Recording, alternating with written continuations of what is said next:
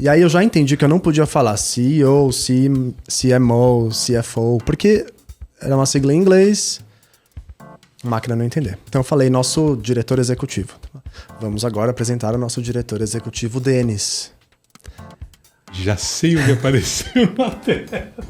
O senhor Denis. O diretor executivo, senhor Denis. Olha só. E apareceu o nosso diretor executivo, senhor...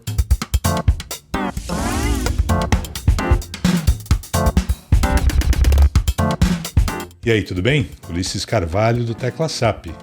Vai começar mais um episódio do Cabine 2, o podcast em que eu falo sobre interpretação de conferências com colegas, profissionais, falamos sobre o aprendizado de idiomas, sobre o mercado de trabalho, curiosidades da profissão, entre outras coisas. O Cabine 2 é um oferecimento da APIC, Associação Profissional de Intérpretes de Conferência. Mais informações, link aqui na descrição. E também do programa Textos Mastigados com IA, um curso online aqui do Tecla SAP. Link também na descrição. O Cabine 2 conta com o apoio dos estúdios Vida Moderna. O convidado de hoje é o meu amigo, meu colega, Aldo Vidor. Tudo bem, Aldo? Como vai? Tudo bem, tudo certo, Ulisses. É um prazer estar aqui. O Aldo é geógrafo, formado pela Universidade de São Paulo, intérprete das cabines de inglês e espanhol, e tem muita experiência na tradução de premiações na televisão. Ele é também músico e apaixonado por voleibol, que eu sei. E ainda por cima é um cara muito legal, vocês vão poder comprovar na nossa conversa agora. Como que um geógrafo foi parar na cabine, na interpretação, Aldo? A vontade de estudar geografia era porque eu queria dar aula de geografia. Então, sempre fui apaixonado por educação. Queria ir para a sala de aula, queria ir para a escola pública. E aí, entrei no curso de geografia, como bacharel. No segundo ano da faculdade, surgiu a oportunidade de dar aula de inglês. Eu havia recém me formado no curso de inglês. E aí, fui dar aula para continuar tendo contato com o idioma, porque era uma coisa que eu gostava muito. Aquela coisa de dar aula no meio da faculdade para pagar a cerveja da sexta-feira. Perfeito. E aí comecei a dar aula de inglês e me apaixonei. E aí toda aquela vontade que eu tinha de dar aula de geografia, de estar na sala de aula, eu acabei suprindo com as aulas de inglês. E aí estudar inglês para mim era muito gostoso, eu tinha um prazer enorme em fazer isso. E aí terminei a faculdade de geografia, fiz o bacharelado e a licenciatura, mas fui, assim, mal sabia eu que eu continuaria dando aula de inglês durante muitos anos depois disso, né? Isso foi 2007, mais ou menos, que eu comecei a dar aula de inglês. Primeiro contato com a cabine, como foi? E aí, eu dava aula de inglês há alguns anos já. Dava algumas aulas de espanhol, às vezes. E aí me liga um primo, me perguntando, bom, você fala inglês, você fala espanhol, vai ter um evento aqui na empresa, você consegue fazer a tradução? Eu falei, vou. Eu não tinha a menor ideia do que eu estava fazendo. Foi por acaso, então? Caí de paraquedas completamente. Ele falou, olha, fez uma reunião comigo antes, me apresentou para o pessoal que ia produzir o evento. E aí disseram, olha, você vai estar numa cabine, você abre o microfone, quando falar em inglês você fala espanhol, quando falar em espanhol você fala inglês. Logo de cara com 2 idiomas estrangeiros. Exatamente. Para quem não está acostumado com o nosso universo, é um esforço adicional. Porque quando você traduz da sua língua materna ou para a sua língua materna, não vou dizer que é fácil, mas é bem menos difícil do que trabalhar com 2 estrangeiras. Mas vai lá. Eu estava indo, a gente chama de idioma B, né? O idioma estrangeiro para o qual você traduz. Então eu estava indo de B para B. E é engraçado, eu olho para trás hoje, eu jamais teria aceitado esse evento agora, depois de quase 15 anos de carreira. Eu me lembro que eu cheguei, não era um evento muito grande, mas tinham representantes da América Latina, todos falando espanhol, e vinha uma pessoa da Inglaterra para dar o curso. E eu cheguei, eu nunca tinha nem visto uma cabine. Entrei, me sentei na cadeira, o técnico falou, olha, essa aqui é a central de intérprete, você liga o microfone aqui, você muta aqui, e aí tudo bem. Segue em frente. Essa coisa, a ignorância, né? A gente fala que ignorância é uma bênção. E aí fui, a estrangeira que vinha dar o curso começou a falar inglês e eu comecei instintivamente a repetir absolutamente tudo que ela falava em espanhol. Sem nenhum treinamento, Aldo? Sem nenhum treinamento. Além da coragem e dessa ignorância que você falou, né, que é uma bênção nesse sentido, uma competência já inata, porque não é todo mundo que consegue sentar do nada, sem preparo. A gente não recomenda que isso aconteça, é lógico. E consegue fazer, né? É difícil. E eu fui falando, tudo que saía da boca dela eu falava. Hoje eu vejo que eu fiz muitas coisas erradas. Não precisava. Não precisava. Inclusive a duração do evento foi maior do que deveria ter sido. Uhum. Eu me lembro que depois das apresentações formais, ela mostra uma foto de um capô de um carro aberto. E ela começa a explicar o que estava acontecendo ali. Os nomes das peças e a manutenção. E aí eu me lembro de olhar para aquilo e falar, bom, esse é o meu limite. Eu não tinha material de estudo, eu não tinha me preparado, nada. Eu só caí de paraquedas na cabine. Mas aí quando acabou, guardadas as devidas limitações de vocabulário, o cliente ficou muito satisfeito. E eu falei, bom, acho que eu quero fazer isso. Aí você foi buscar informações sobre cursos? Aí eu fiquei, isso foi em 2010, eu fiquei 2 anos tentando achar como trabalhar na área. Sozinho, sem orientação. Comecei então a procurar curso. Foi aí que eu falei, bom, eu vou achar um curso, porque num curso eu vou aprender o caminho das pedras. Claro. E aí foi quando eu fui para a PUC. Curso da PUC São Paulo, de formação de intérpretes. Um curso que não existe mais, mas que foi muito importante para mim. Duração de 2 anos, né? 2 anos. Aí eu fiz de 2012 a 2013, né? Até é o um fim de curso 2013. prático, com aulas assim em cabine. Isso. Tem Aí uma você parte aprendeu a teórica. interpretar. Isso. Aprendi a criar glossários. Aprendi como estudar para um evento. Como me preparar para um evento, ainda que não tenha informação prévia do cliente. Uhum. E a formação em cabine mesmo, né? A parte prática de entrar numa cabine e fazer a simultânea, com técnica. Fundamental, fundamental. Maravilha. Mas eu quero voltar um pouquinho no tempo, Aldo, e perguntar para você, o que veio primeiro, inglês ou espanhol? O inglês. Veio o inglês primeiro. Que idade você tinha? Partiu de você? Os teus pais te obrigaram a ir para a escola? Como é que foi esse comecinho com inglês? Eu comecei a fazer um curso numa escola de idiomas quando eu tinha de 10 para 11 anos. Fui para fazer inglês, eu adorava estudar inglês. Partiu de você então, você pediu, pai, mãe, quero... A minha mãe achou por bem me colocar, porque lá no final dos anos 90 houve o boom das escolas de inglês, né? Então tinha essa coisa de colocar o filho para aprender idiomas, acho que ainda hoje isso acontece. Eu comecei, eu gostei muito, eu me lembro que eu adorava ir para as aulas, eu adorava estudar, eu fazia as lições de casa com super prazer. Não era fácil na época...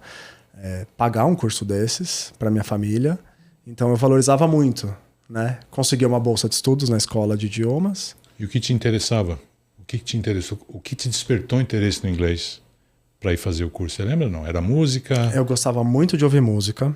Quando as aulas, né, que a gente tinha de preencher os espaços em branco da música, isso me dava consegui pensar em falar com uma outra pessoa de fora do Brasil. A gente está falando de outros tempos, né, Ulisses? Sim. Nos anos 90 não tinha WhatsApp, não tinha Instagram. Então, era muito mais mágico essa ideia de conseguir falar com uma outra pessoa usando um outro idioma. Eu lembro bem. Na minha época, são 2 décadas para trás, era tão mágico quanto talvez, né? Você pensar em escrever uma carta... se comunicar assim em inglês, era mágico mesmo, era muito legal. Você se lembra da primeira palavra que você aprendeu em inglês? Não, mas eu me lembro da palavra que eu mais gostei de aprender. Olha aí. Qual foi? Foi unfortunately. Unfortunately. Eu adorei quando eu consegui falar isso. Olha só. Não é fácil, né? E no francês, quando eu consegui escrever aujourd'hui. Depois de 45 tentativas, né? Exatamente. A minha primeira palavra foi umbrella. Olha aí. Livro em inglês, né? Imagina, a chuva está dentro do contexto lá o tempo todo. Muito legal. O que você gostava mais de fazer nas aulas de inglês? Essas perguntas são todas para quem está nesse estágio ainda inicial, que de repente o exemplo dos intérpretes em geral, que são aprendizes bem-sucedidos, né? Se tornaram fluentes, se tornaram profissionais. Alguma coisa fizeram que pode ser... exemplo, pode ser referência para muita gente. O que você gostava de fazer nas aulas? Que você lembra assim? Era leitura? Era ficar ouvindo música? Era ver Filme, série? Eu sempre gostei muito de escrever. Em português mesmo. Eu gostava de escrever poema, contos. Eu adorava. Então, a escrita para mim era o que mais me pegava. E aí, conseguir escrever uma coisa diretamente em outro idioma, para mim era uma grande conquista, assim. Que legal. Então, produzir um conteúdo, né? E aí, da minha experiência dando aula, eu sempre vi aqui nos alunos, e talvez essa seja uma dica boa pro pessoal do canal, é que é muito mais fácil você receber informação do que produzir no começo. Claro. Né? Então, ouvir e ler, mais fácil do que escrever e falar. Claro. E dessas, ler é o mais fácil de todas, porque você controla o seu ritmo, né? Você não tem o sotaque. Lê de novo, né? Lê de novo, volta, sublinha. Então, a leitura e a escrita foi por onde eu comecei. Eu tinha aula em grupo, um grupo grande, escola de idiomas clássica no Brasil, então não tinha um acompanhamento muito de perto do professor ali da minha pronúncia, de refinar isso em grupo. Tive que buscar isso um pouco depois sozinho. Mas a turma também motiva. Você quer... Motiva. Você não quer ficar para trás. Eu acho que sim. Eu acho que sim. Eu gosto. Eu gostava bastante porque tem essa coisa da interação também, né? Uma atividade em grupo que te leva para frente, assim. O que você acha que foi mais importante para te impulsionar até a fluência? Que você acha que é o grande momento, essa encruzilhada que muita gente vive? Começa a estudar, tem interesse, tem gosto e tal, mas acaba parando no meio da jornada. O que você acha que foi determinante para você seguir adiante? Tem alguma coisa só? De repente não é uma coisa só, né? É um conjunto de fatores. Eu acho que tem uma coisa no ensino de idiomas, no aprendizado, né? Como aluno, que você vai estudando e vai fazendo aulas e vai se dedicando. E acho que chega uma hora, isso aconteceu comigo e aconteceu com muitos alunos na época que eu dava aula, que você perde um pouco da motivação porque parece que você não está avançando mais. Mas tem uma coisa na curva de aprendizagem que é que quanto mais você sobe, mais difícil fica subir. Então no começo você consegue ver o progresso muito fácil. Né? Se você não sabe nada em inglês e aprende 10 palavras, você saltou. Depois, se você já sabe 2.000 palavras, se você aprende mais 10... Não faz nem cócega, né? Entendeu? Eu sei. Então quanto mais você aprende... Então, de repente, para quem começa a ficar desmotivado, é pensar que talvez você não esteja vendo progresso porque a barra já está bem alta. Sim. Né? Mas é nessa hora que eu acho que acontece o ponto de virada, sabe? Depois, quando você está nesse ponto, você está prestes a dar o salto. E de repente, você consegue sacar que você virou fluente. É o tal do platô, né? Quando Exato. você chega num certo ponto que o avanço é mínimo, é quase que imperceptível, e a hora que o desânimo bate e fala, estou estudando e não tô avançando, né? Então, fica a dica. Segure firme, que é assim mesmo, é natural. Vai ter hora que vai dar vontade de desistir, jogar tudo pro ar, mas ter que seguir em frente. Aproveitando, o que você teria feito de diferente na tua jornada do aprendizado, ainda pensando em aprendizado de idiomas? O que você teria feito diferente? Eu não teria gasto tanto tempo nisso, teria gasto mais tempo ali. A boa notícia, só para complementar a última pergunta, é que parece que você não vai avançar, mas quando dá o ponto de virada e você consegue sentir essa segurança, você não cai mais pro nível inicial. Que legal. Acho que tem essa coisa que vale a pena ficar na mente, assim. Quando você cruza essa barreira, por mais que você, depois que você esteja subindo, você caia de novo, você não cai até o nível 0. Tá. Então acho que tem... O avanço é garantido. Exatamente, Que legal, que legal. O que eu faria de diferente? Na minha época tinha uma coisa dos professores falarem que você precisa assistir filme em inglês. Você precisa se forçar a entender ou colocar legenda em inglês porque é assim que você vai conseguir melhorar seu listening. Mas eu acho que no estágio inicial, quando você está começando a aprender um idioma, você está subindo 4 degraus em vez de subir um por vez. Acaba sendo contraproducente. E te desmotiva, porque você coloca lá qualquer série ou qualquer filme, fica 20 minutos olhando pra tela sem entender nada, não tem ser humano que continue assistindo. Então, o que eu aprendi com esse erro dos outros e que eu apliquei com os meus alunos na época, era assim, coloca lá uma série curta que você já saiba o que vai acontecer. Ou um filme que você já conhece o desfecho. Pois, sei lá, um Matrix da vida, um Titanic, que o enredo não te importa. Aí sim, você joga uma legenda em inglês, que isso vira um estudo. Você não tá ali por entretenimento. E trechos curtos, né? Como você disse. Trechos curtos. Ficar 4 horas vendo um filme e esperar que vai entender tudo sem nunca ter visto aquela história, sem conhecer a trama. Exatamente. É uma carga excessiva, é verdade. Na minha época, a solução foi Friends. Friends, que eram episódios curtos de 20 minutos. Sitcom, né? Conversas do dia a dia, situações comuns. Se você não entendesse 20 minutos, você está disposto a voltar e ver de novo. Então, acho que uma solução é essa. Assim, pensar em coisas curtas. E para quem quer dar um passo além, ir com legenda em inglês primeiro. Para depois tirar a legenda. E série é bom porque você, depois de um tempo, acaba conhecendo os personagens, né? Então, o cara vai falar uma coisa, você já conhece o cara, fala, ele é palhaço, ou ele é muito nerd. Aquela característica vai transparecer no diálogo, então você já está mais ou menos esperando o que vai ser dito ali. Isso. Facilita um pouco. E com o sotaque que você conhece já, né? Ou que você goste mais. Exato. Tem mais facilidade com o inglês britânico, com o americano, com o da África do Sul, irlandês, sei lá. Qualquer que seja o sotaque mais fácil para você, procura uma série com esse sotaque. Para tirar, tirar um pouco da camada de dificuldade, né? Exato. Às vezes a gente exige demais de nós mesmos. Né? Legal. Isso. Quanto tempo levou até você perceber que inglês seria a profissão? Ainda como aluno? Você já sabia, né? Você queria dar aula, não é isso? Eu queria dar aula. Não sabia que eu ia dar aula de inglês. Quando eu comecei, lá no 2º ano da faculdade, eu já percebi que eu não voltaria atrás. Que eu tava gostando muito. É vocação mesmo, né? Eu também acho que eu sinto isso, cara. Eu lembro que eu dou aula num curso de especialização todo ano, né? E quem me conhece na cabine, quem me conhece no dia a dia, em outras situações, e me vê dando aula, fala assim, você é outra pessoa. Eu não sei o que é, dá um ciricutico lá qualquer, que eu adoro poder compartilhar a experiência que eu acumulei, né? É muito legal isso. E os problemas ficam do lado de fora da sala, né? Sem dúvida. Eu me lembro disso, que eu gostava demais por isso. Não dou mais aula, infelizmente, mas eu gostava demais. E ver o avanço das pessoas, né? Ver as pessoas progredindo, isso me dava uma satisfação enorme. Muito legal. Sinto isso um pouco aqui no canal também, né? Às vezes aparecem comentários. Aliás, comentários, por gentileza, à vontade aqui, tá? Curta o vídeo, compartilhe com os amigos, se inscreva no canal. Sempre esqueço de pedir. E eu recebo muitos comentários aqui de gente me agradecendo, porque conseguiu uma promoção, está fazendo intercâmbio.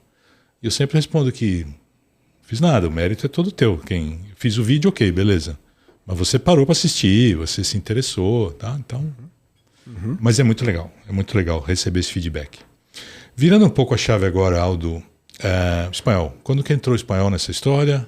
Eu queria que, se possível, você traçasse algum paralelo entre o aprendizado de inglês e o aprendizado espanhol que veio depois, no seu caso. O que o inglês ajudou no espanhol?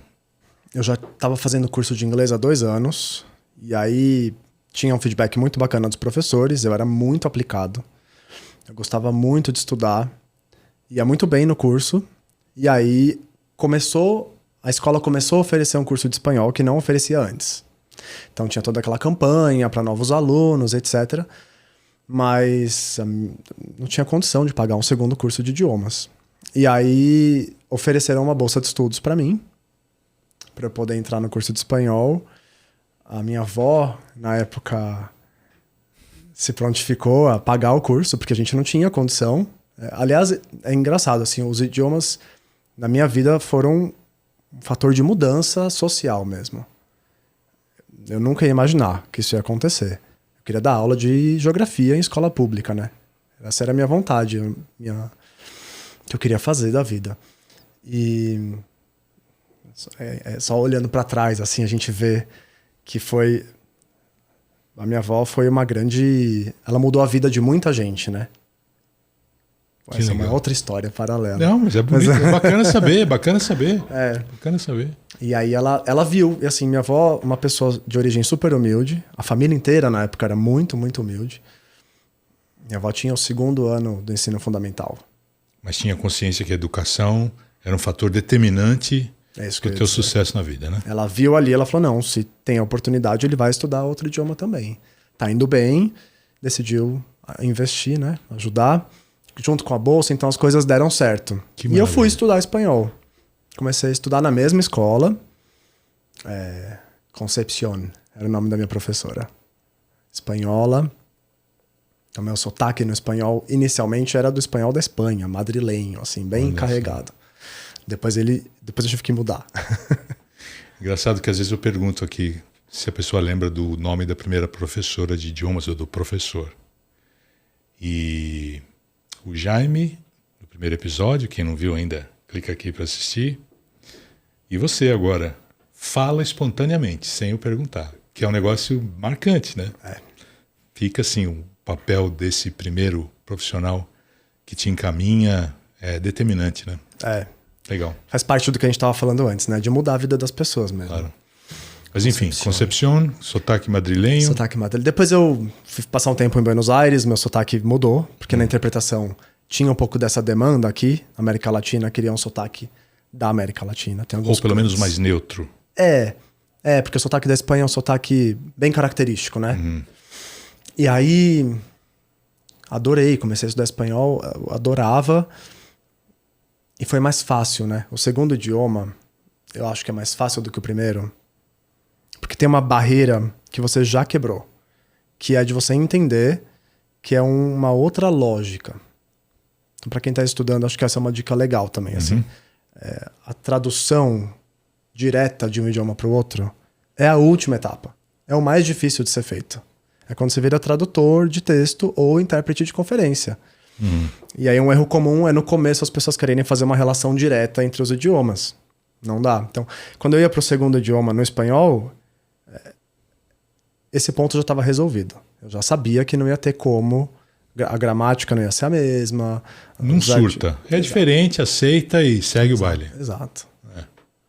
Acho que é bem isso mesmo. Aconteceu uma experiência parecida comigo, né? Também. Acho que com muita gente assim. Facilita. E nunca teve problema de interferência, né? Não. Depois eu fui estudar francês. Fiz 2 anos de aula particular de francês. E aí começou a bagunçar o meu espanhol. Olha só. E eu tive que parar o francês. Porque eu não conseguia... Às vezes eu tava num evento... cabine de espanhol. E aí vinha uma palavra em francês na cabeça. Até você tirar, achar de espanhol e... É um esforço a mais. Sem dúvida. Infelizmente, porque eu adorava o francês. E o que você faz hoje, já fluente nos 2 idiomas, já profissional, para manter? Assim, você tem uma rotina regrada, exercícios, ou você assiste filmes, ouve podcasts? O que você faz para se manter? Porque também tem muita gente no canal aqui que já tem um nível razoável, já é fluente, já assim, se comunica bem e precisa dessa orientação para manter o idioma afiado, com pouco tempo, com as dificuldades que a gente sabe do dia a dia. O que você faz? Eu procuro coisas que me dão prazer. Tipo? Pra mim é ver série, por exemplo, ou ver filme. Eu gosto muito de podcast também. Então, se ficar no trânsito, no ônibus, no metrô, boto meu podcast que me distrai bastante. Inglês e espanhol? Os dois. A gente tem muito recurso hoje, né, Ulisses? É muito fácil. É muito fácil encontrar. Eu estudava com fita, né? Lá atrás.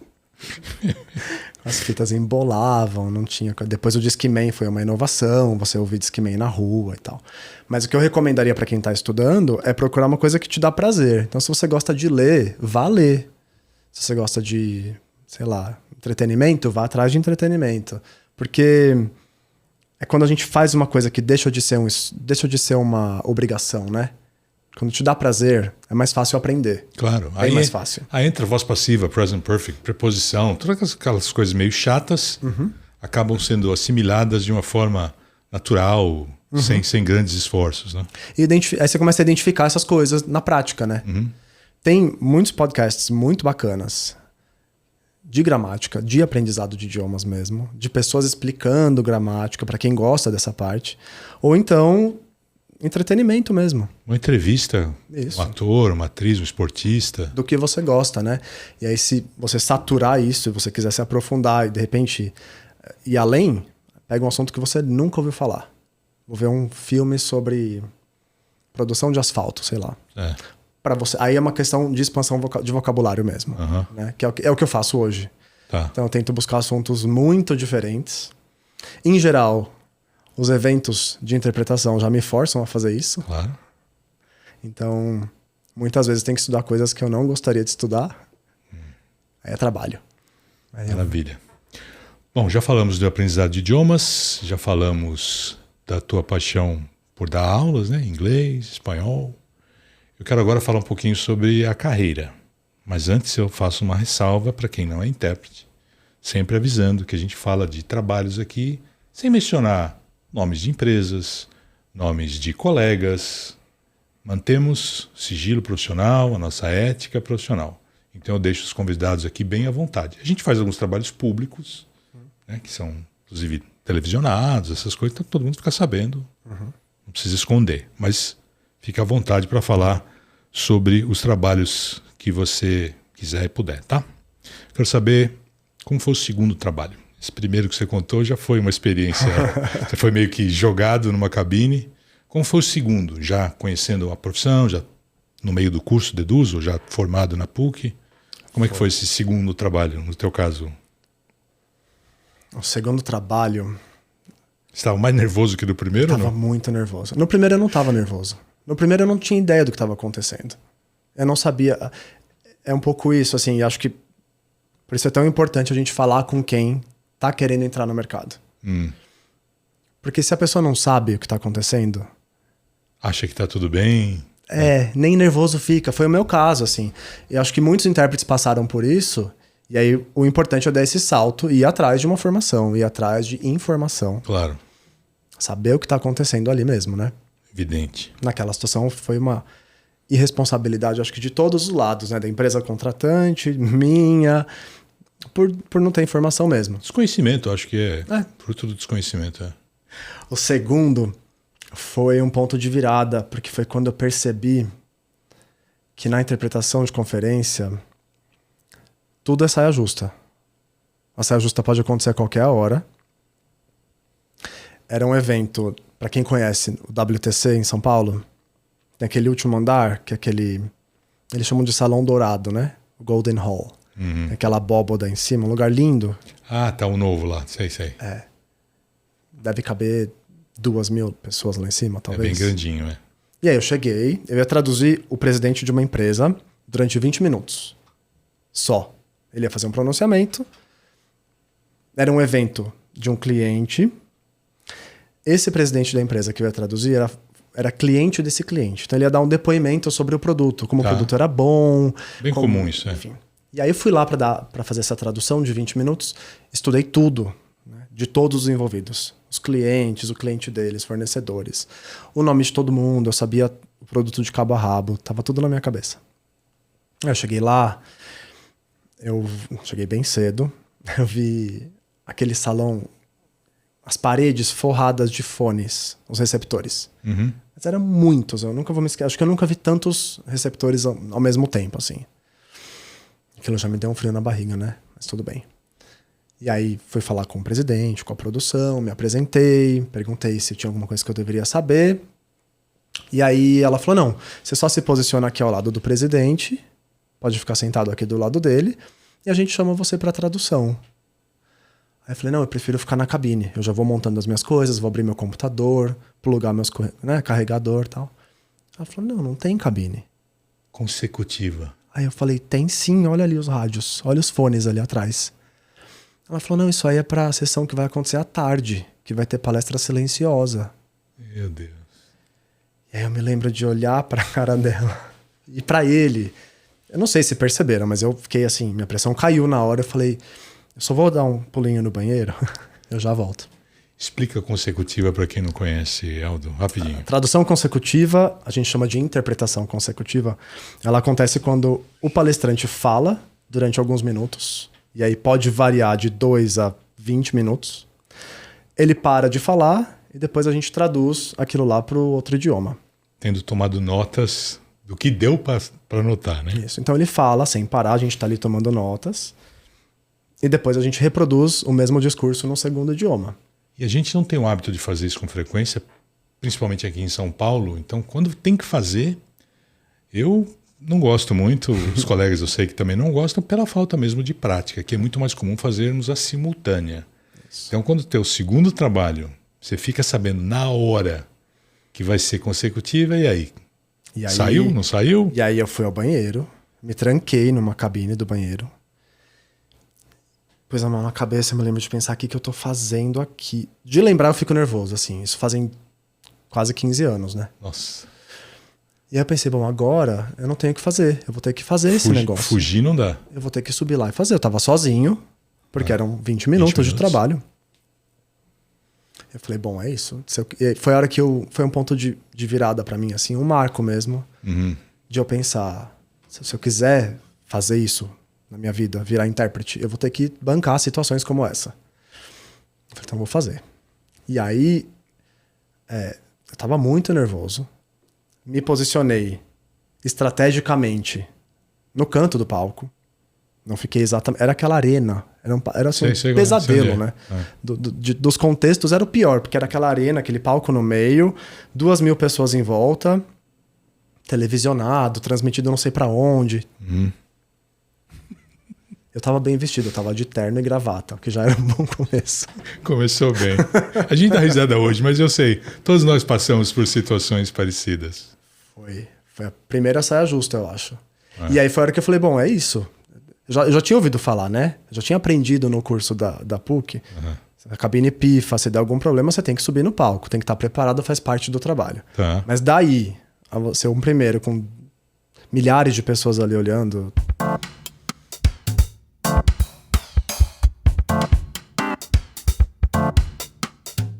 Aldo, me conta um pouco sobre o seu trabalho com televisão. Como é que você faz para lidar com essa pressão? Porque além da pressão de um auditório cheio de gente, ter que fazer consecutiva, televisão a gente sabe no íntimo, a gente não vê as pessoas, mas a gente sabe no íntimo que tem muita gente prestando atenção no nosso trabalho. O que você faz? Para televisão, eu acho que mais do que numa situação de conferência presencial, a gente tem que saber que as coisas vão dar errado.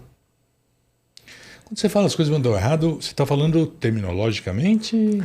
Talvez seja pesado falar desse jeito. Não, né? Ok, mas pode ser o áudio. Eu digo assim, quando a gente pensa numa situação perfeita de tradução, né? Um contexto bom, com um áudio limpo, com um palestrante que fale bem, com silêncio na sala. Um sotaque relativamente tranquilo. Isso, tá. Na televisão, são muitos outros fatores, porque a gente não está num ambiente preparado para tradução simultânea. Então, eu me lembro que a primeira vez que eu fiz televisão, o diretor entrou no meu ouvido e começou a falar enquanto eu traduzia. Porque ele não sabia que não podia. Antes disso, ainda nessa primeira vez que eu fui fazer televisão, eu comecei a falar e comecei a ouvir minha própria voz. Então eu ouvi a voz do palestrante e a minha ao mesmo tempo. Porque na configuração tradicional de comentaristas e blogueiros que fazem televisão, eles gostam de se ouvir. Então, eu acho que para a TV, mais do que para outros ambientes, é saber o que fazer quando a coisa dá errado. Então, eu não estou ouvindo direito. Entraram 2 áudios, entrou o áudio do estúdio do lado também no meu ouvido. Eu vou ficar quieto. Não vou tentar fazer. E essa decisão tem que ser tomada antes de começar a gravar, ou antes de entrar no ao vivo. Porque se você tiver que decidir na hora, não dá tempo. É uma pressão muito maior. Eu, toda vez que vou trabalhar em televisão, eu tenho o meu checklist, eu falo assim, não quero me ouvir. O diretor não fala comigo. Mas isso... Manda WhatsApp, manda e-mail, sinal de fumaça, não pode falar comigo. Você me falou uma vez, a gente estava juntos, não sei se você vai lembrar disso, e você falou, Ulisses, eu tenho trabalho que eu não consigo mandar o diretor calar a boca. E aí eu entendi que não é toda circunstância que você tem essa possibilidade. Mas eu faço questão de falar, assim, olha, não precisa. É um discurso do presidente X, a hora que ele entrar e começar a falar, eu começo a traduzir, vocês me colocam no ar aí a hora que vocês acharem que devem. não precisa falar comigo. Uhum. E a história de não se ouvir também, eu sei. Narrador, né? Eles gostam. Eles gostam de se ouvir e a gente não pode se ouvir. Nossa voz já atrapalha a voz de cabeça. É. Se você está ouvindo a tua voz aqui no teu fone junto com o original, no outro idioma, fica impossível de trabalhar. Eu tive uma situação que eu estava num evento presencial, era para fazer a tradução dentro da cabine.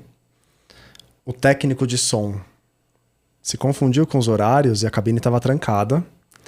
E aí a produção chegou e falou, você vai pro palco agora, correndo, bota esse blazer, você vai pro palco fazer consecutiva. E aí, antes de eu conseguir responder, eu falei, não, a gente liga a cabine, a gente destranca a cabine. Já tava de blazer. As pessoas já tinham botado minha camisa pra fora da calça, passando o microfone por dentro da camisa, colocando ponto no meu ouvido. De repente eu tava totalmente microfonado. Você foi abduzido. Abduzido. E aí me botaram na frente do palco, de repente a porta abriu e eu tava ao vivo ali, no palco. Sentei ao lado do palestrante ali. Parece clichê, né? Mas você estudar antes do evento te salva. Eu já sabia tudo que aquele cara ia falar. Isso foi importante porque eu cheguei, sentei ao lado dele.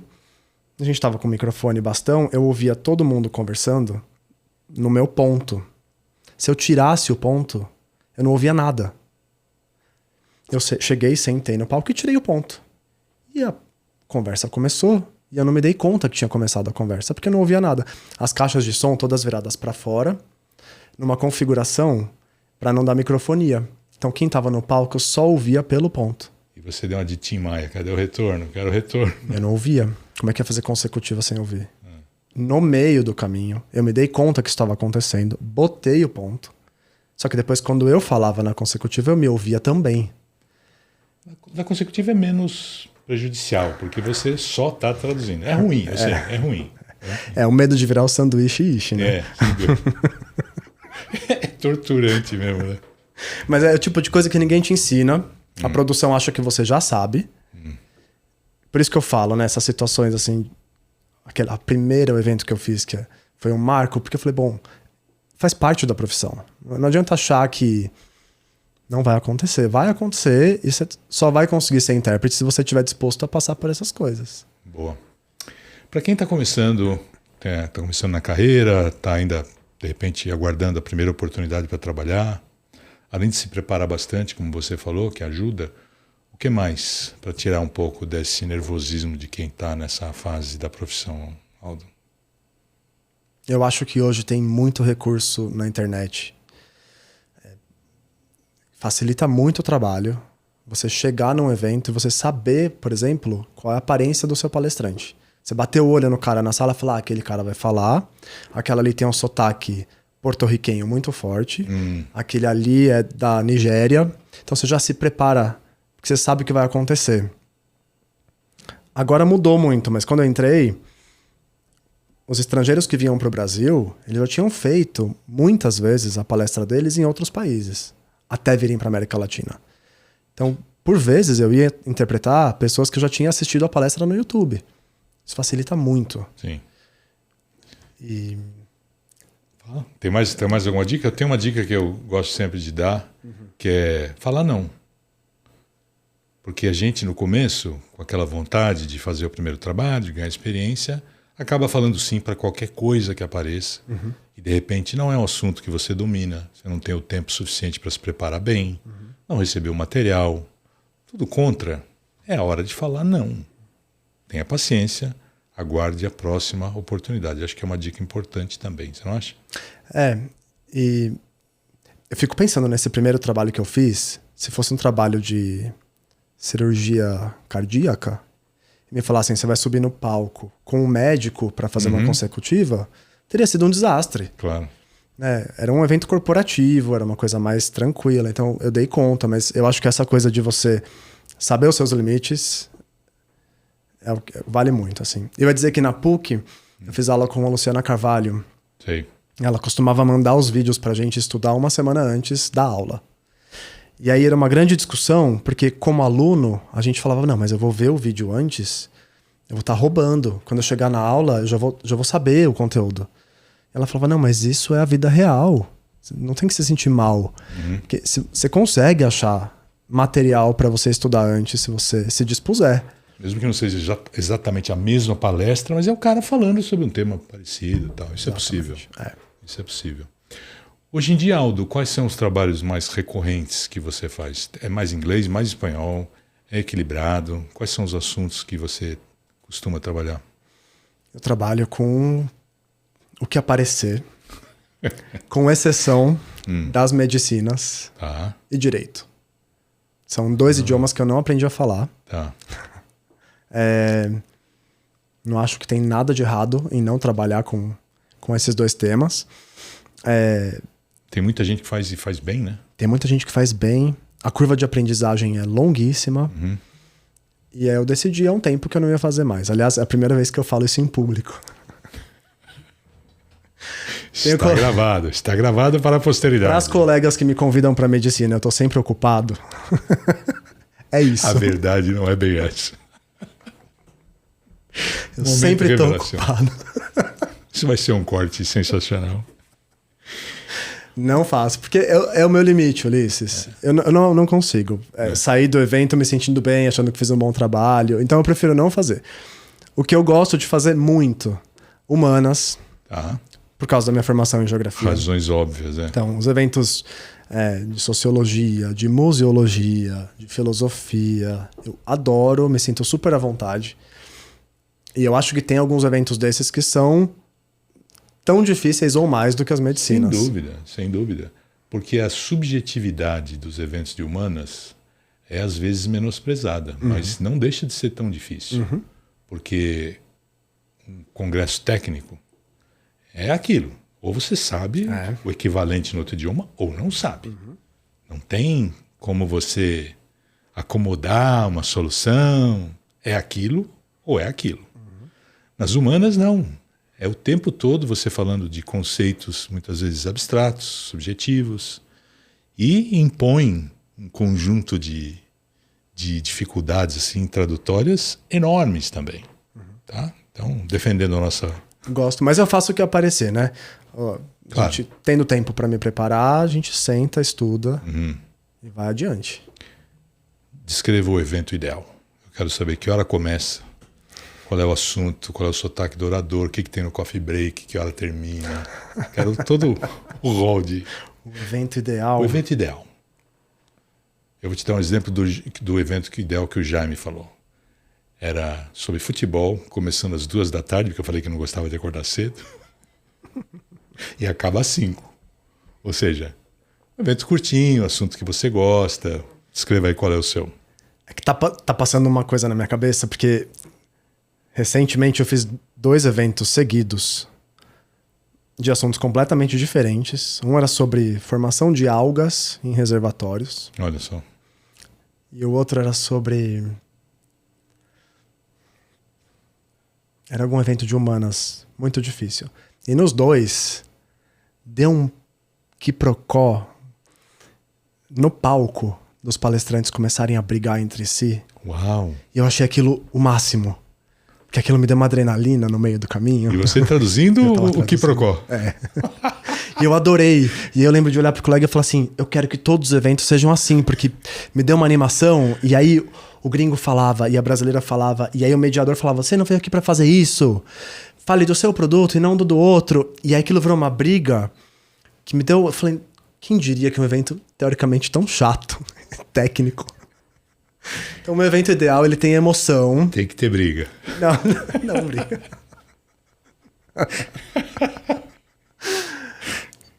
Eu gostei muito. E aí é engraçado, porque a saída fácil pro estrangeiro é falar que deu um problema com a tradução, né? Opa. Então, eles põem uma mãozinha no ouvido, falam assim, eu acho que... Você fala, não deu problema não, ele te xingou de tal coisa mesmo. No evento político acontece muito isso. Tenho gostado muito de trabalhar remotamente,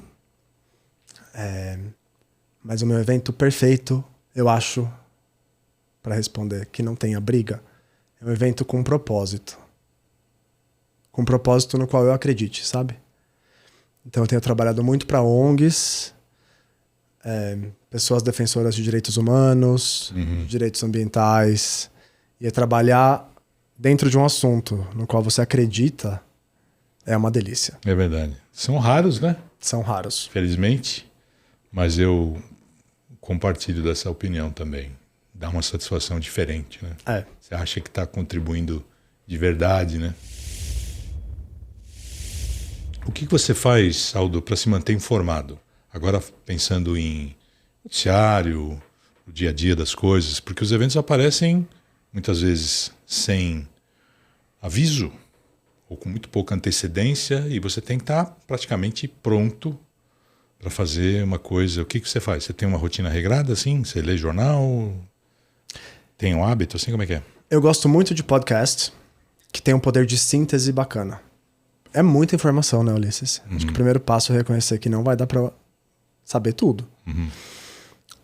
Os próprios eventos que eu vou fazendo me informam muito. Então, as humanas têm essa vantagem, né? Você não está se aprofundando só em um assunto muito técnico. Você está falando muitas vezes de atualidades, de globalização, de relações internacionais. Então isso já ajuda bastante. E quando tem essa oportunidade, aí sim eu me aprofundo no tema e aproveito para me atualizar. Mas podcast, leio jornal na internet. Já assinei durante um bom tempo, não mais, só online. Tem alguns aplicativos que eles te jogam as principais notícias por segmento. E esse eu gosto muito, porque de repente você tá ali no metrô, rapidinho você consegue saber o que tá acontecendo. E é isso, eu tento limitar esse meu tempo de tela, porque às vezes eu fico um pouco, como eu vou dizer...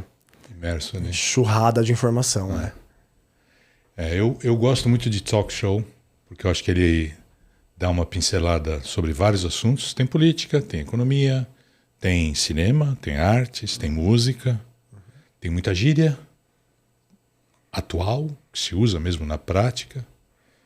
E é leve, né? É bem assim descontraído, embora os temas nem sempre sejam muito, né, perfumados, vamos dizer assim. Mas dá esse apanhado geral que eu acho importante, que é muito importante na nossa profissão. Aí se aquela semana tiver um tema mais político, vou lá e estudo um pouco mais sobre aquilo especificamente. Mas eu não gosto de ficar perdido por completo. Eu tenho gostado muito de documentário. Sempre gostei. Dos novos documentários. Porque o que se lança hoje nas plataformas de streaming de documentário, basicamente são assuntos atuais, né? Sim. Ou discussões antigas que estão ganhando vida de novo. Então, sem querer, você tá assistindo uma coisa que é super bem feita, uma puta produção boa, mas tá se atualizando, né? Como é que eu digo? Relembrando aquele vocabulário que não é do dia a dia e que se você não tiver ali ouvindo de novo, lendo de novo, ele fatalmente iria cair no esquecimento depois de um tempo. Então, tá consumindo um conteúdo que você tá se entretendo ao mesmo tempo que tá mantendo o vocabulário ativo, acho que é E vem sotaques, né? Documentário geralmente pega gente de vários países. Demais. Então eu gosto muito dessa parte. Demais. Acabei de ver um agora sobre o Concorde, um avião, né? Tem gente falando dos Estados Unidos, que também tinha um avião supersônico americano, né? Da Boeing, que queria ser lançado e tal. Francês, inglês, sotaque russo até tinha. Então, uma festa. Uma festa. Qual o trabalho mais difícil que você já fez, Aldo? Aquele que deu vontade de sair correndo. Uma cirurgia ao vivo de uma criança. Ai. Aí tem que ter um preparo psicológico brutal, né? Era muito difícil. E a responsabilidade de ter um professor ali, Claro. com uma pessoa viva na mesa. Era um contexto de ensino, né? Faculdade e os alunos de medicina ali aprendendo e tal. Então era uma situação bem controlada.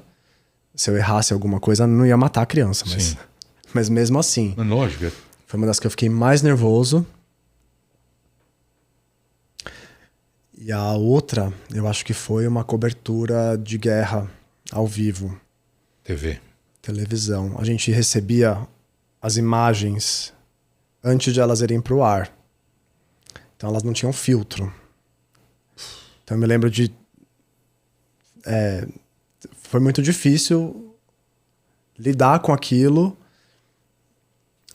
segurar a onda do ponto de vista profissional, ao mesmo tempo que você se emociona. Claro, é impossível não se emocionar. Acho que foi isso. E o trabalho mais inusitado, aquele mais diferentão, que fugiu por completo da caixinha, Aldo? Casamento, Ulisses. Casamento, cara? Teve uma época que eu virei um intérprete de casamento. Fiz um monte, um atrás do outro. Decora o discurso, só troca o nome do noivo e da noiva e... Não é assim? Não. Cara, casamento acho que foi um dos trabalhos com maior pressão que eu já fiz, assim. Porque a televisão te traz uma pressão, o mundo corporativo te traz uma pressão. Mas naquele momento, por menor que seja a cerimônia... Nada se compara a uma mãe de noiva brava. Nada se compara.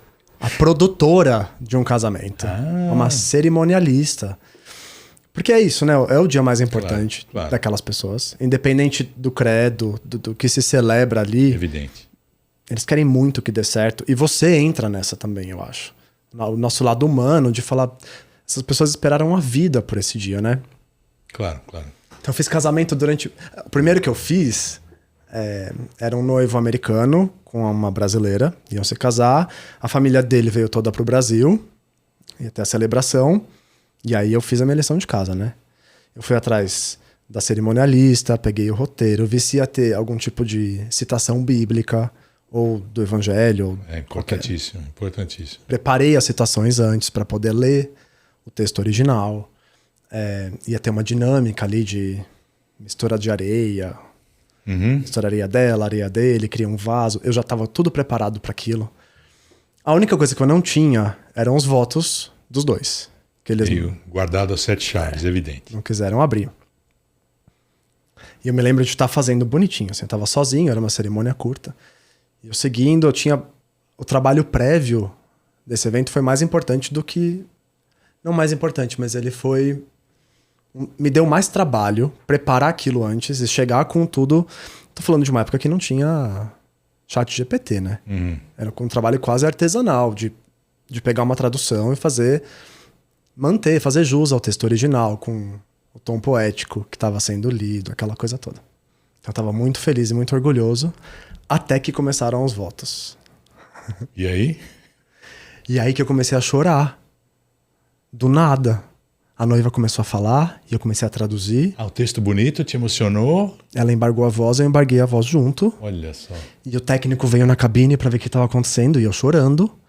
E eu botava no molde, eu me lembro de respirar fundo. Eu pensava, mas eu não sou essa pessoa que só chora em casamento. Eu não choro em casamento, mas tem uma coisa de você dar a voz à pessoa em primeira pessoa. Você fala em primeira pessoa, a gente... É difícil de explicar. E a hora que o noivo também falou, eu chorei. Acabou, eu falei, nossa. Ainda bem que era cabine, né? Se você estivesse ali perto do altar, ali do lugar onde estava acontecendo a cerimônia, seria pior ainda. Esse foi o segundo. Mas eu emplaquei como intérprete casamenteiro porque quando acabou... Santo Antônio. A família da noiva veio, assim, eram 5 pessoas, né? Pai, a mãe... A família do noivo, desculpa. Pai, a mãe, os irmãos. Te agradecer. Todos chorando muito. Olha só. E aí virou uma coisa como se eu fizesse parte daquele ritual. Faz, cara. Faz. E a gente faz parte do bagulho, velho. E eu havia feito essa família chorar em outro idioma. É muito difícil acessar o coração das pessoas em outro idioma, né? Claro. Todo mundo já, claro, predisposto, né? Pela própria situação. E pelo teu trabalho, cara. Você executou, cumpriu o seu papel. Pô, lindo isso. Foi bem bonito. Caí nas graças das cerimonialistas. Por isso, eu acho. Aí. Não tem vergonha alheia? Eu tô com orgulho alheio. Ah, que bonito. Lógico, cara. Ouvir isso de você é um privilégio. Mas é isso, cara. O Walter falou uma coisa aqui no episódio dele também que é muito bacana. A satisfação que você tem quando você está traduzindo e vê um monte de cabeça fazendo assim, né, acompanhando o que está sendo dito, cara, dá uma satisfação absurda. Você sabe que aquilo só aconteceu pela tua presença ali, pela tua intervenção. É verdade. É lindo, isso é lindo. É verdade. Pô, dá orgulho alheio. Foi bem legal, legal. E tem uma coisa que eu demorei pra entender, mas é que as pessoas que estão te ouvindo, elas estão torcendo pra você acertar. Também. Elas querem que você vá bem. É quase uma coisa, é um círculo, né? Volta pra elas. Se você for bem, elas entendem bem o que tá acontecendo. Então elas em certa medida, estão torcendo por você. Elas não, né? Comunhão. isso, Falando de casamento, isso. comunhão. Isso. Olha só. Tô filosófico hoje.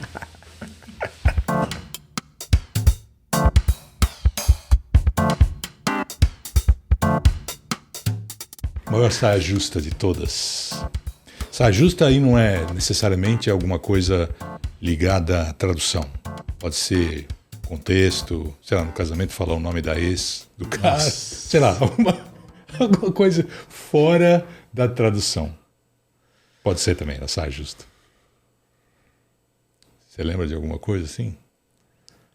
Você já teve treta no palco? Teve já uma teve vez. Não, teve uma vez. Eu tava no acompanhamento. Era um americano. E aí, um senhor importante na empresa, para quem todo mundo prestava deferência. Eu tava ali para fazer simultânea para ele da apresentação que os brasileiros iam fazer. Era a sussurrada. Então, a sussurrada. Explica. Outro professor na mesa. Vai lá. Sou igual, vai lá. A sussurrada é uma modalidade de interpretação que a gente fica sentado próximo ao nosso ouvinte e literalmente traduz sussurrando no ouvido da pessoa. Às vezes é um problema para estrangeiro porque você não pode chegar muito perto, né? Eles não gostam que fique muito colado. Então cada vez é menos usada, mas era essa a situação. Eu estava sentado levemente atrás do... Geralmente para uma pessoa só, no máximo duas, né? Isso. Que dá para fazer isso. Coisas curtas também, né? Coisas sim. curtas. E aí, que eu sentei atrás dele, a apresentação começou e eu tô lá, traduzindo pro inglês. Na simultânea, sussurrada, falando baixinho, traduzindo. Alas tantas, o brasileiro fala, então, senhor fulano, o que o senhor acha dessa ideia? Nenhuma manifestação. Ele Não com a cara reagiu, bem não? fechada. O brasileiro falou de novo, senhor fulano, o que o senhor acha da ideia? E eu perguntei. Aí eu dei uma cutucadinha assim, eu falei, senhor, ele tá falando com o senhor. Aí ele olhou pra mim, olhou pro brasileiro e falou assim, é que eu não entendo português. Aí eu, mas o senhor não tá, eu tô aqui traduzindo pro senhor. Aí ele falou, é que eu sou surdo desse ouvido. Isso depois de meia hora de evento, Ulisses. E ele não se ligou e não falou nada? Ele não Ele se achou que ligou. não ia ter tradução para ele? Ele tava ali, olhando pro palco, era o meu palco, uma sala de reunião, né? Olhando pra frente da sala. Eu tava levemente atrás dele, falando baixinho. Ele não notou. Ele não notou. E aí ele falou, eu sou surdo desse ouvido. E escuto pouco com o outro. E ninguém se deu ao trabalho de me avisar isso antes. Ninguém da empresa de repente sabia, né? Talvez, eu não sei até que ponto era uma coisa que ele guardava pra si. Eu sei que ficou uma situação muito chata. Começa de novo? O que fizeram? Começaram de novo. Sério? E aí caiu pra eu traduzir tudo de novo. Repete aí. Que Sim. coisa. Maravilha, Aldo. O momento que toda a nossa audiência está aguardando é o momento Mico-Leão Dourado. E eu gosto de fazer uma ressalva, que a gente conta micos não é para ridicularizar quem quer que seja. A gente conta a história porque às vezes é engraçada, serve de alerta muitas vezes, né, para você não cometer equívocos semelhantes. Então o espírito é esse, educativo. Tá? Combinados? Mico, eu sei que você preparou. Eu já contei vários aqui, Ulisses. Mas eu quero mais. Eu só tô contando o mico aqui. Precisamos de cortes, precisamos de audiência. Likes. Cara, teve um... Eu vou contar um mico que não foi culpa minha. Pode ser? Pode, ué. De novo, eu sempre falo aqui, queremos um milagre. O santo não interessa. Pode ter sido com outra pessoa também, não importa. Não, Teve um... Ao longo da pandemia, as pessoas estavam aprendendo como usar a tecnologia. Uhum. E eu acho que ainda hoje os clientes confiam muito nas plataformas de máquina, de aprendizado de máquina, de inteligência artificial e tal. Todo mundo querendo usar isso. De modo que a dinâmica do trabalho que eu ia fazer era o seguinte. Era um estúdio de transmissão no meio do caminho. Então tinha o evento acontecendo na sede do cliente. O estúdio transmitia aquela imagem e áudio para mim. Eu fazia simultânea. O meu áudio não ia para nenhum participante. o meu áudio ia pro estúdio. O estúdio pegava o meu áudio da minha voz, passava por um software de transcrição. Pra soltar a legenda? Ai. Isso voltava pro local do evento como legenda. Com um certo atraso, mas não era tão grande o atraso. Mas era um... Quem tava lá no evento, a experiência de quem tava no evento, era de assistir o que estava acontecendo com legenda. Quase como mágica. Quase instantânea. É. Só que a legenda, ela não era traduzida pela máquina. Ela era traduzida por mim. Ela só transcrevia o teu áudio pra legenda. Perfeito. E aí, cara...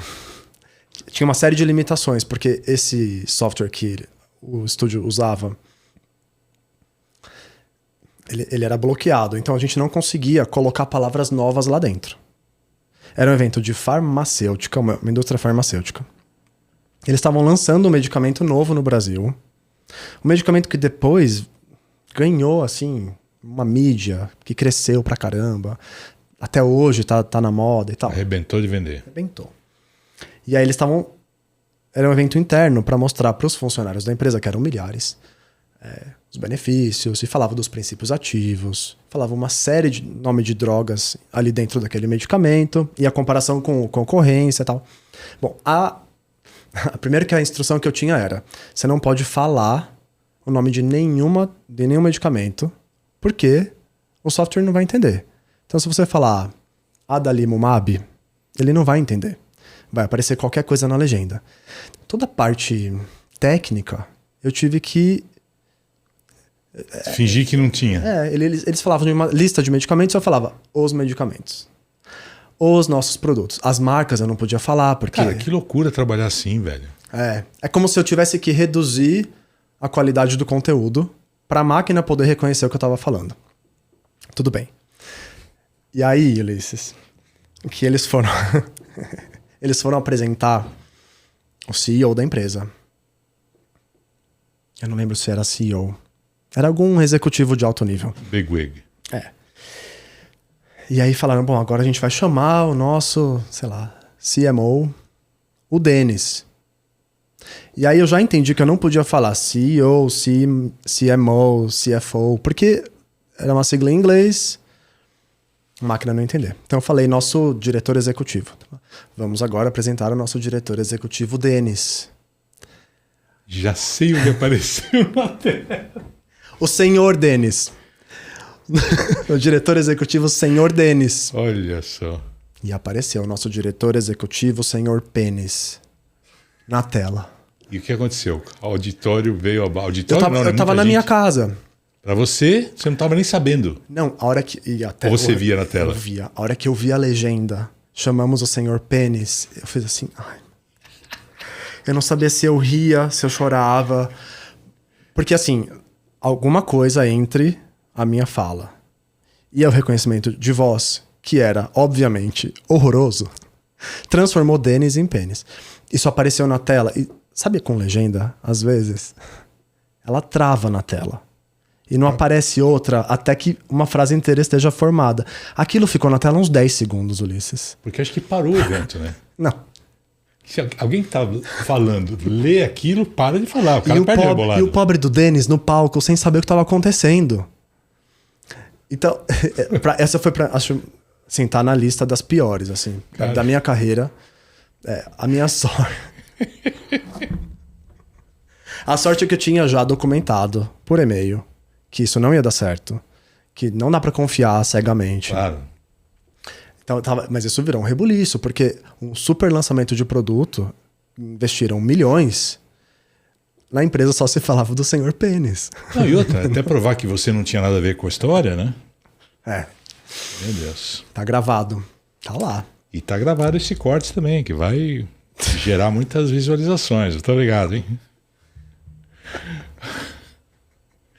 Aldo, agora eu quero o inverso. Por que eu conto essa história? Não, mas é legal, pô. É legal.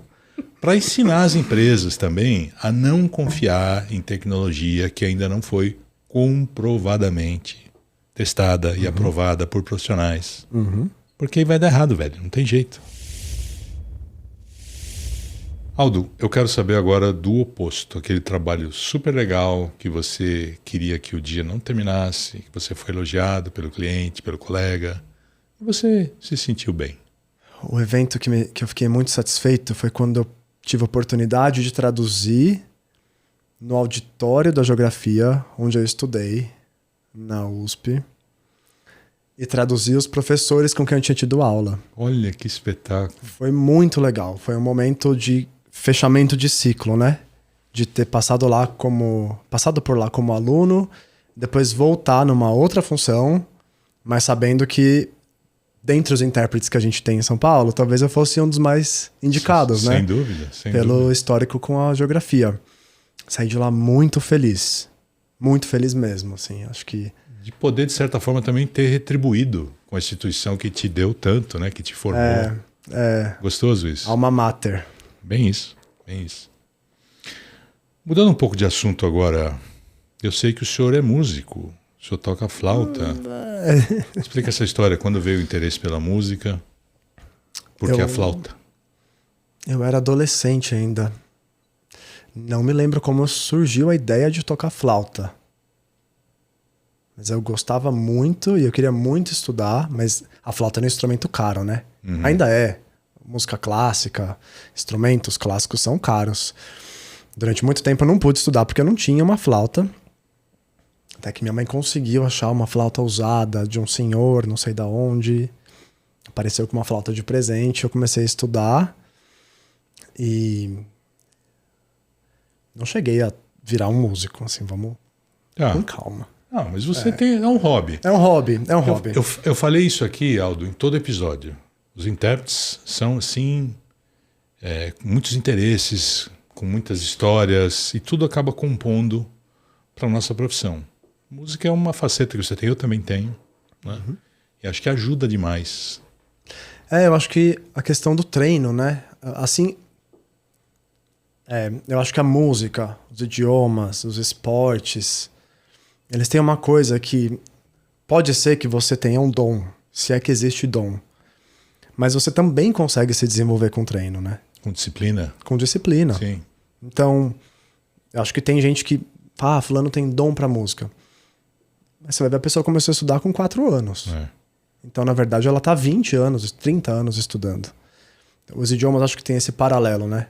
Esporte é a mesma coisa. Então, a música tem muito disso de disciplina. Não deixa de ser uma outra linguagem. Você lê uma partitura, por exemplo, ler um outro idioma. Sem dúvida. Sem que você precise contar as linhazinhas para saber que nota é aquela, né? Quando você se acostuma com a partitura, quando você pega a fluência na partitura, é o salto que acontece com a fluência do inglês também. Dá para traçar paralelos aí. Ótimo. Você falou rapidamente sobre esporte. Eu sei que o senhor tem uma paixão também, que é o voleibol. Isso o senhor leva a sério? Isso eu levo a sério. Levo a sério até o limite que eu consigo, né? Sonhou em ser jogador profissional? Eu sonhei. Quando eu era assim, hoje eu só brinco, né? Eu tô falando, levo a sério, mas na verdade eu brinco. Na época da escola, eu era capitão do meu time. Dos jogos escolares. Eu brilhava. Eu sempre fui mais nerdinho, né, na sala de aula, sabe? Mais quietinho na minha, mas quando eu ia pra quadra, aí era aquela coisa, eu virava outra pessoa. Olha só, que barato. Aí depois eu fiquei muito baixo pro voleibol, né? O vôlei hoje tem isso. Às vezes se preza mais por um atleta alto que você consiga treinar do que por alguém que já é habilidoso. Que nunca vai conseguir chegar a 2,5 metros de altura. Exatamente. Entendo. Então hoje é só como hobby mesmo. Mas é um hobby que eu sei que você leva a sério, né? É um hobby que eu levo a sério. Eu tive que sair da quadra e ir pra areia, porque comecei a me lesionar. Joelho? Joelho, lombar. Aí na areia é outra dificuldade, né? Porque você tem o solo mais instável. Então acabei indo pra academia pra poder fortalecer. Um ciclo bom, né? Um ciclo virtuoso aí de cuidado com o corpo, que eu gostei muito. Atividade física, sem dúvida. Já chegou a fazer algum trabalho de tradução com voleibol ou não? Tá na bucket list? Não, mas eu vejo que é possível. Agora teve o Mundial, o Brasil participou e tal, e acho que foi a primeira vez que teve tantas seleções com intérprete. Porque agora tá muito comum você ter técnicos que não são do próprio país. Então, pessoal técnico da Turquia, que vai para Itália, da Itália que vai para Polônia, para o Brasil. Uhum. No Japão, sempre tem intérprete que não é japonês. E aí tem sempre intérprete. Isso já virou assunto, é um assunto muito legal, inclusive, de dar uma olhada. Tem nas transmissões os comentaristas falando dos intérpretes.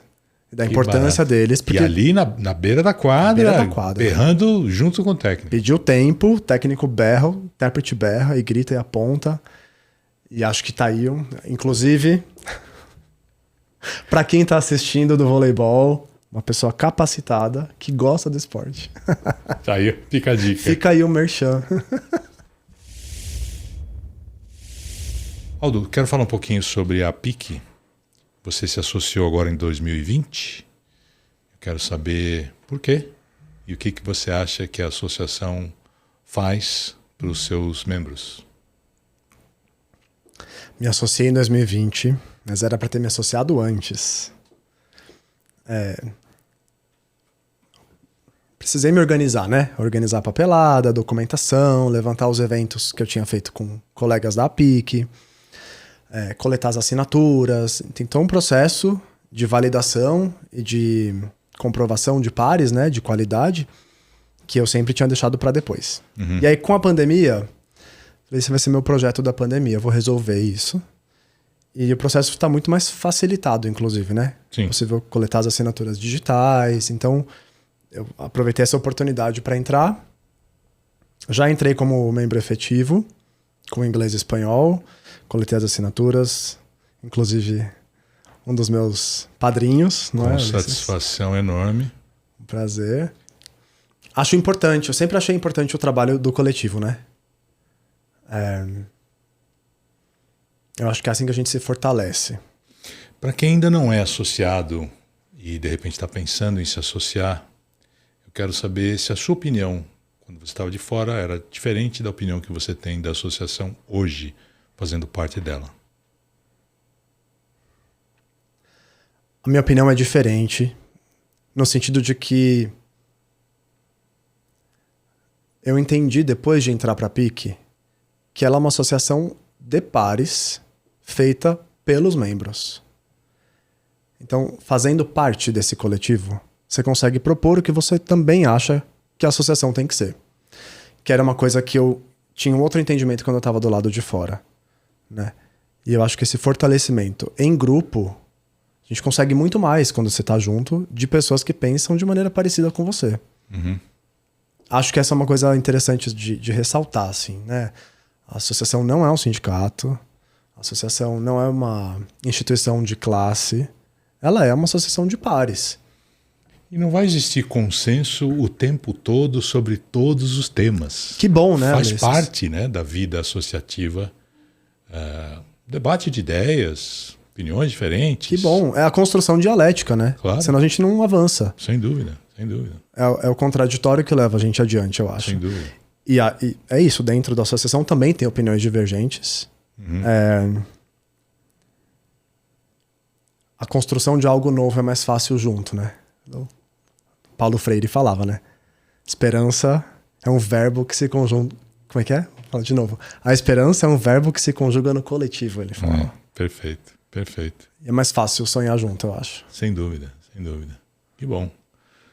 A minha percepção também caminhou mais ou menos nessa mesma linha, né? De fora você só imagina e se não está indo exatamente do jeito que você gostaria, é de dentro que você pode influenciar de alguma forma qualquer tipo de mudança. Ótimo. A obrigação contratual do Cabine 2 de falar sobre IA, inteligência artificial. Pergunta de $1 milhão. Seremos substituídos pela inteligência artificial? O que você acha? Ou não? Parcialmente. Explique. E a minha opinião, hoje, final de 2025, talvez mude, provavelmente vai mudar. Uhum. Eu acho que o que está acontecendo com a IA na interpretação é um pouco parecido com o que aconteceu com o Google Tradutor na tradução escrita 20 anos atrás. Uhum. Eu não sei se com você acontecer isso, mas quando eu comecei a trabalhar como tradutor de textos, eu trabalhava para uma empresa e minha função principal era traduzir manuais de operação que fariam parte ali do conteúdo. Vende a máquina, vai o manual junto. Mas eu lembro que boa parte do meu trabalho era traduzir e-mail. As secretárias mandavam mensagem para mim e falavam assim: traduz esse e-mail para mim, manda isso aqui pro estrangeiro tal, corrige isso aqui para mim.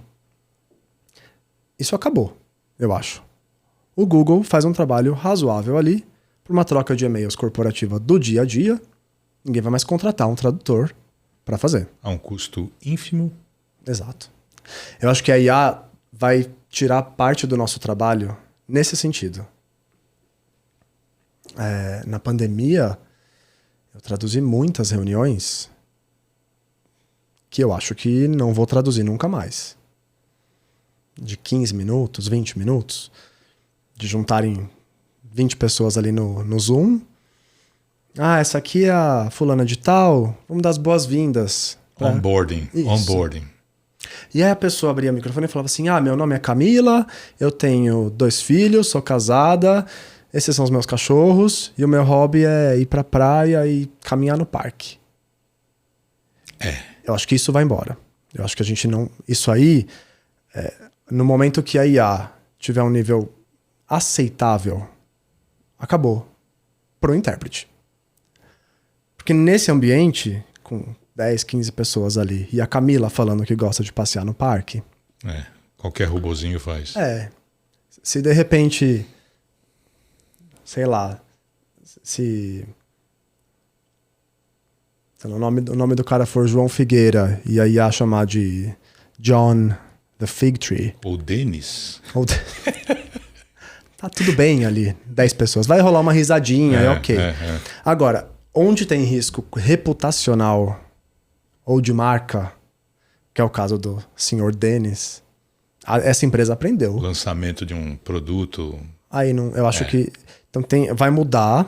A gente vai ter outro público, eu acho. Quer dizer, um público que já existe, mas o que não tiver risco reputacional, que for mais ou menos aceitável, talvez nós percamos, eu acho. Concordo contigo. O que você faz para... Como você usa IA para se preparar para os eventos? Eu aprendi coisa com você na cabine, então eu queria que você compartilhasse com a gente. Você que deu uma palestra maravilhosa sobre o uso... Aos prompts, né? Dos prompts. Mas depois daquela tua aulinha lá, porque eu aprendi coisa com você na cabine e queria que você compartilhasse. Lembra, não? Eu lembro. Você me explicou como é que compartilhava o chat GPT mesmo, ali, o link para fazer busca compartilhada. A gente colaborar, né? Trabalhar juntos no mesmo capítulo lá. Eu gosto de usar... Eu sou mais tradicionalzão, assim. Então, se eu tenho tempo, eu gosto de... Vou olhar o site da empresa. Eu vou lá, leio o site, abro o meu Excel, vou lançando as palavras uma por uma. Depois vou procurando o equivalente. Tá. Acho que esse é um jeito de estudar que me ajuda na hora da cabine. Memorizar também, né? Memorizar. Gosto muito de usar flashcard, um aplicativo que eu tenho de flashcards. O ChatGPT, as IAs, eu acho que elas quebram um galho enorme quando você, 10 minutos do evento, recebe o material. Eu trabalho muito para agência de eventos, que raramente me fala quem é o cliente final antes de 24 horas. A bomba estoura um dia antes. Então você joga o site do cliente no ChatGPT, fala o tema geral, o nome do palestrante e manda ele te descrever. Aquilo aí te ajuda muito. Apaga um incêndio muito bem apagado, eu acho. Fora isso, ter um prompt legal para usar o ChatGPT como dicionário também é muito legal. Então eu gosto muito de mandar traduzir as palavras que eu vou colocar lá. Quero 3 opções sem explicação. E aí, quando você pede 3 opções, ele desverbaliza para você. Sim. Ele não fica colado na tradução direta. Fica engessado, é verdade. Eu faço isso também. Bem legal. Às vezes é para lembrar de uma coisa que você já sabe. Mas às vezes não vem, ele te dá ali as opções e você escolhe o que você acha que se encaixa melhor ali. Aldo, eu soube numa história recente que teve gente que te substituiu no meio da viagem, foi isso? Tentaram, né? O que aconteceu? Não deu certo. O que aconteceu? Saiu... Tem uma tecnologia que já existe, mas saiu um produto novo aí, uns fones de ouvido que fazem tradução simultânea. Tá. Tá todo um marketing em cima disso. E eu tava com um grupo fazendo acompanhamento com equipamento portátil. E aí um deles começou a brincar, né? Porque agora tem o meu fone, porque o Aldo vai perder o emprego. Agora não vai mais precisar do intérprete, porque os meus fones fazem isso, os meus fones fazem tradução simultânea, tá. E aí começou a tradução. Estávamos em um campo aberto. E o estrangeiro falando, e os brasileiros ali, e eu traduzindo. E o fulaninho com os fonezinhos de ouvido dele. Começou a aproximar o telefone do palestrante. Ficou ali 2, 3 minutos, e eu lá traduzindo. E aí eu vejo ele tirando os fonezinhos dele, guardando. E colocando o meu headset do portátil. E eu só de rabo de olho pensando, não vou perder o emprego tão cedo. Interpretar é humano. Exatamente. E vamos seguir assim enquanto der. Quanto der. Enquanto pudermos. Aldo, muito obrigado por ter aceitado participar aqui do Cabine 2. Foi um prazer. Fique à vontade para dar o seu recado final, suas redes sociais, como as pessoas podem te encontrar. Fique à vontade, o espaço é teu. Obrigado, Ulisses. Eu que agradeço. Fiquei muito feliz. Foi uma honra ser chamado para esse projeto novo. Sempre fico pensando no que eu posso contribuir, né? Numa conversa como essas. Até pro pessoal do TeclaSap, já tem aí... A barra tá alta, né? Já tem um histórico aí. A barra é alta. Ulisses, não é fácil de se manter no mesmo nível. Imagina. Eu chamo o Ulisses de mestre. Ninguém sabe, mas eu mando mensagem. Falo, mestre, tal coisa. Tá livre tal dia? O que você acha de tal coisa? Grande professor. Então, fiquei feliz mesmo. Nas redes sociais, eu não sou lá muito ativo, mas Aldo Vidor, onde vocês me encontram. Instagram, LinkedIn. Se vocês me seguirem e não virem postagens, não é erro. É porque eu realmente posto pouquíssimo. É isso. Para o pessoal do TeclaSap, força nos estudos. É uma corrida, uma maratona. Não é uma corrida 100 metros rasos. Aprender idiomas não é fácil. Vale a pena. E recursos como o TeclaSap com certeza ajudam muito. Acho que é isso, né? Buscar o que a gente gosta de fazer. Sem dúvida. Buscar o que a gente gosta de fazer. É isso. Com esse merchan especial, com esses elogios todos, chegamos ao fim de mais um episódio do Cabine 2. Lembrando que este podcast, este videocast, é um oferecimento da APIC, Associação Profissional de Intérpretes de Conferência, e do programa Textos Mastigados com IA aqui do TeclaSap. Mais informações, links aqui na descrição. O Cabine 2 também conta com o apoio dos estúdios Vida Moderna. É isso, a gente se fala. Até o próximo. Tchau, tchau.